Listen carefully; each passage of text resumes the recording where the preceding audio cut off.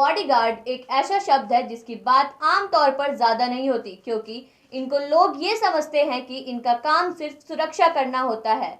और ये बात सही भी है, पर क्या आपको पता है कि हमारे देश के राष्ट्रपति के बॉडीगार्ड्स यानी अंगरक्षक में क्या खूबियां होती हैं, और साथ ही क्या इनका सिलेक्शन आम बॉडीगार्ड से मिलता जुलता है या फिर इनके लिए कुछ और प्रोसीजर होते हैं। देखते हैं पूरी खबर। राष्ट्रपति की सुरक्षा में जिन बॉडीगार्ड्स की तैनाती होती है उसमें जाट, सिख और राजपूतों को प्राथमिकता दी जाती है। आपको ये जानकर आश्चर्य हो सकता है कि जो जाट, सिख और राजपूत सैनिकों को देश के महामहिम की सुरक्षा की जिम्मेदारी दी जाती है वो सैनिक हरियाणा, पंजाब और राजस्थान से आते हैं। अब अगर आपको ऐसा लगे कि सिर्फ ये 3 राज्यों से ही क्यों इन लोगों को लिया जाता है, तो आपको बता दें कि इन अंगरक्षकों का कद की ऊंचाई बेहद ज़रूरी होती है और इसलिए भी ज़्यादा लोग इन 3 राज्यों से आते हैं। कई लोगों ने सुप्रीम कोर्ट में याचिका तक दर्ज करवाई कि राष्ट्रपति के अंगरक्षकों में सिर्फ जाट, जट, सिख और राजपूत ही क्यों। इसके अलावा एक याचिकाकर्ता ने भी कहा कि हमारे संविधान में प्रावधान है कि प्रत्येक नागरिक को बराबरी का हक दिया जाएगा और जाति, रंग, क्षेत्र आदि के आधार पर किसी से भेदभाव नहीं होगा। इस सब के बीच राष्ट्रपति की सुरक्षा के लिए गार्ड की नियुक्ति में ही जाति के आधार पर भेदभाव किया जा रहा है। इस पर केंद्र सरकार ने क्या कहा? केंद्र ने कहा कि नियुक्ति करते हुए जाति नहीं बल्कि क्लास देखी जाती है। कद और अन्य मानक पूरे करने वालों को इस दस्ते में स्थान मिल सकता है और जाति की कोई शर्त नहीं है। केंद्र सरकार ने कहा कि राष्ट्रपति के अंगरक्षकों की अलग से भर्ती नहीं होती है।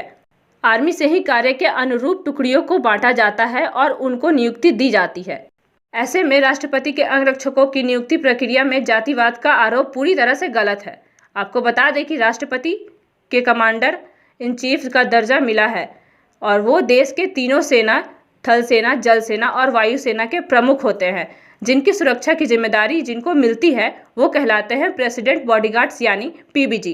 पीबीजी का इतिहास 240 साल पुराना है। 1773 में तत्कालीन गवर्नर वार्नर हेस्टिंग्स ने पहली बार बनारस में पीबीजी का गठन किया था और तब से टुकड़ी को द गार्ड ऑफ मुगल्स का नाम दिया गया था, पर बाद में सन 1784 में इसका नाम बदलकर द गवर्नर जनरल बॉडीगार्ड्स कर दिया गया। पीबीजी यानी प्रेसिडेंट्स बॉडीगार्ड का नाम कई बार बदला गया, पर आज़ादी के बाद इसे एक बार फिर द गवर्नर जनरल बॉडीगार्ड्स का नाम दे दिया गया। और फिर आया दिन 26 जनवरी 1950 जब भारत ने गणराज्य की स्थापना हुई। तब तक टुकड़ी का नाम प्रेसिडेंट्स बॉडीगार्ड पीबीजी रखा गया और आज हम राष्ट्रपति के अंगरक्षकों को पीबीजी के नाम से जाना करते हैं।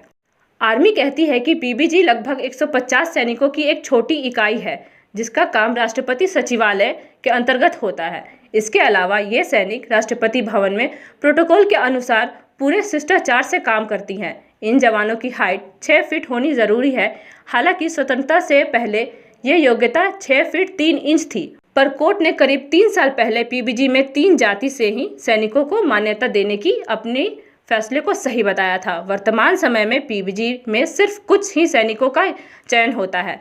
इसमें 4 ऑफिसर्स, 11 जूनियर कमीशन ऑफिसर और 161 जवान होते हैं जिनमें एडमिनिस्ट्रेटिव सपोर्ट हासिल होता है।